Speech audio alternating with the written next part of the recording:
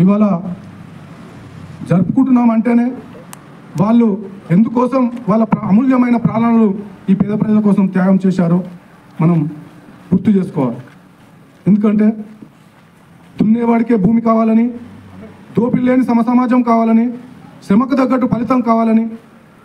ఈ నాయకులు వాళ్ళ సొంత జీవితాలను వదిలిపెట్టి అనేక ఉద్యమాలు, పోరాటాలు కొనసాగిస్తున్న క్రమంలోనే గుండాల దాడులు కావచ్చు,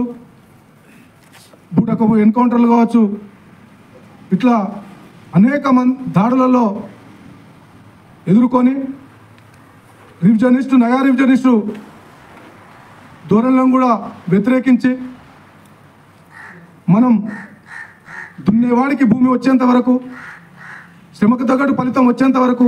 దోపిడీ లేని సమాజం వచ్చేంత వరకు మనం పోరాటం చేయకుంటే ఈ పేద ప్రజల బ్రతుకులు మారవు.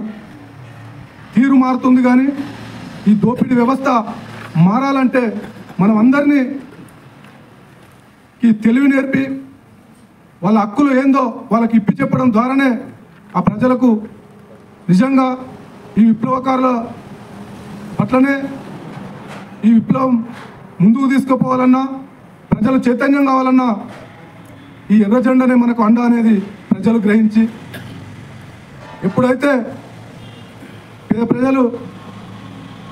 అన్ని రకాలుగా సంతోషంగా ఉంటారో, లేదు ఏ అమరులైతే మన సంతోషం కోసం వాళ్ళ ప్రాణాలు అర్పించారో వాళ్ళ ఆశయాలు కొనసాగించి మనం ఈ హక్కులను సాధించుకున్నప్పుడే వాళ్ళకు నిజమైన నివాళులు అర్పించిన వాళ్ళం అవుతాం. అందుకోసం ఈ భూమి కోసం, ముక్తి కోసం జరుగుతున్న పోరాటంలో మీరందరూ కూడా భాగస్వాములు కావాలని